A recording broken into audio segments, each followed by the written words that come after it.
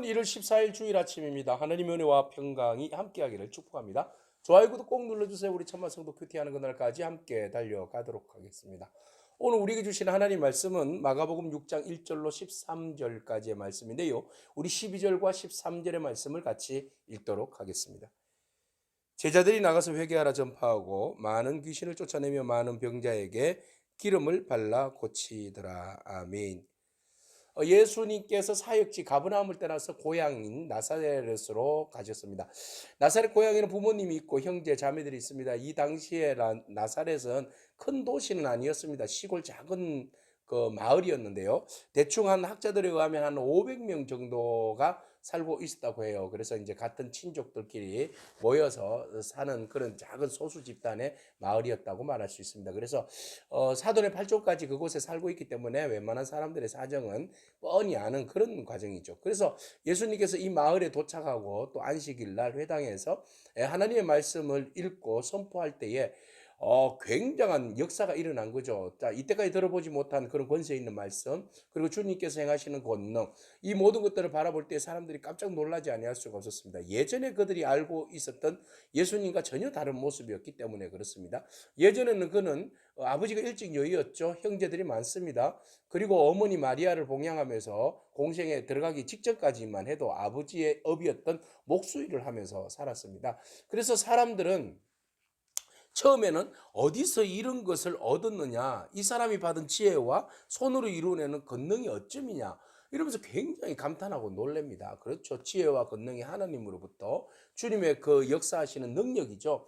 이것이 어디로부터 왔느냐 너무너무 놀랍니다. 그러면 거기에서 그 놀람으로 그치지 말고 놀람을 믿음으로 받아들이고 메시아로 받아들이고 수용하고 그것을 유지하는 것이 참 중요한데, 근데 이것을 사람들이 유지하기보다는 곡해하고 편견을 가지고 그걸 오해한다는 것이 문제가 된다는 거죠. 있는 팩트, 그 사실을 있는 그대로 받아들이면 있는 그대로 전달해 주는 메시지가 있잖아요.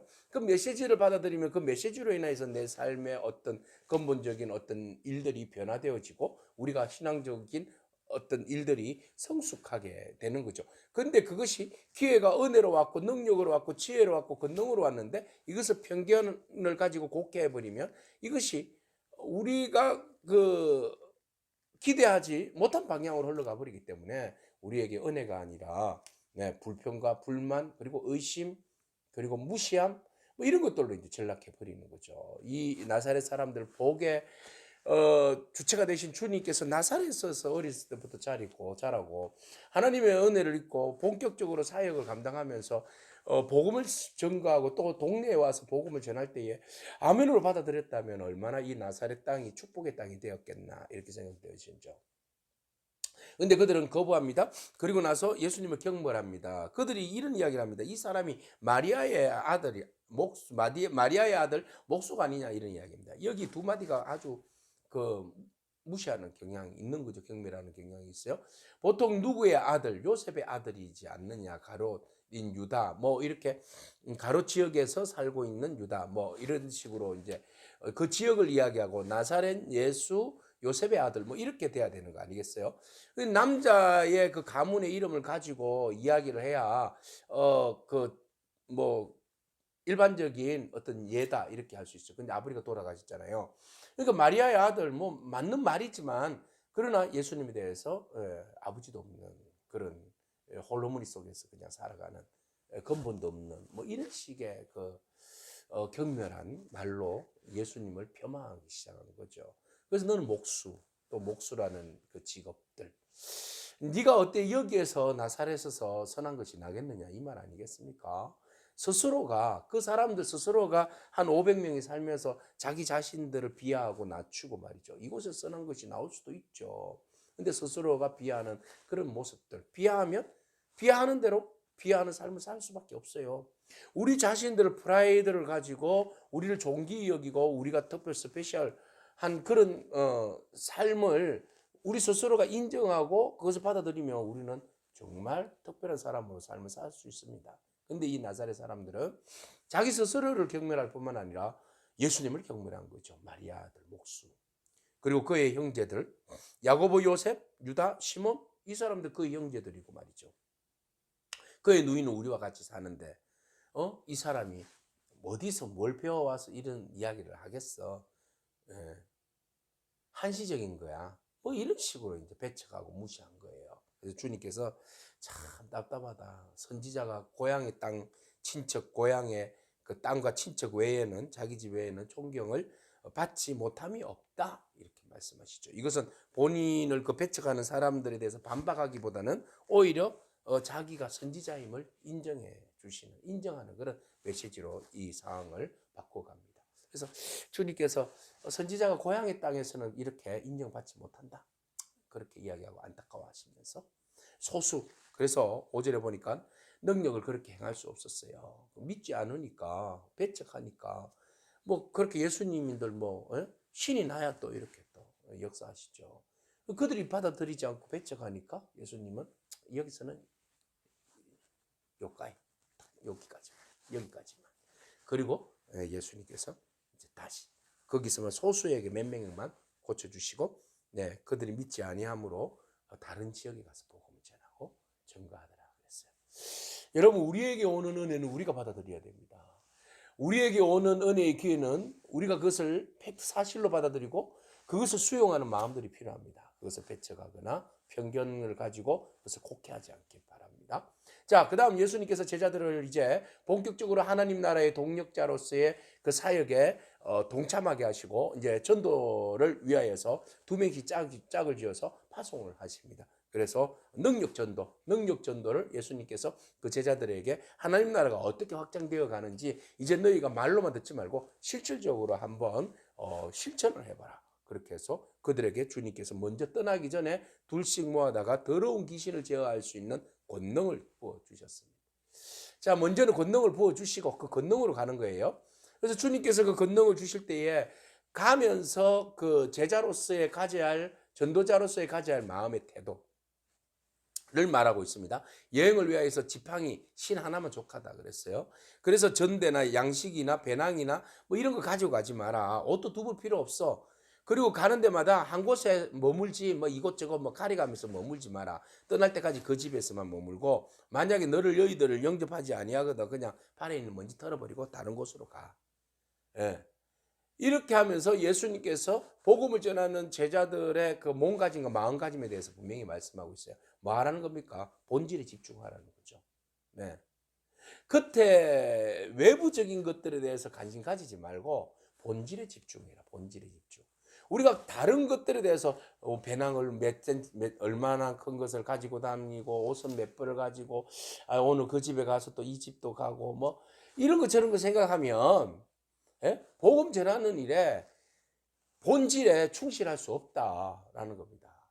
여러분, 오늘 우리가 어디에 관심을 가지고 어디에 집중하고 있습니까? 본질과 비본질 가운데 말이죠. 우리가 본질, 주의 복음을 위하여서 주님의 나라를 위하여서 집중하기를 축복합니다.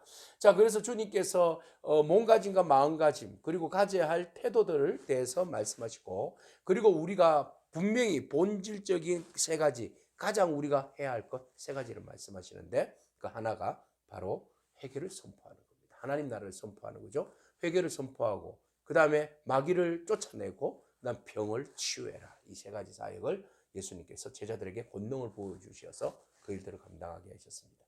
오늘 우리에게도 이 사역이 우리의 중심이 되어야 할 줄로 믿습니다. 예수 그리스도의 이름으로 복음을 선포하고 하나님 나라를 선포하고 모든 사람들이 회개하고 돌아올 수 있도록 주의 메시지를 선포하는 교회가 행사 위주고 보여주기 위주고 이벤트 위주가 아니라 복음을 선포하는 장이 되기를 축복합니다. 여러분들 삶이 복음을 선포하는 장이 되기를 원합니다. 기독교의 문화를 유지한 채 문화만을 즐기고 그리고 실질적으로 복음의 능력을 버려버리면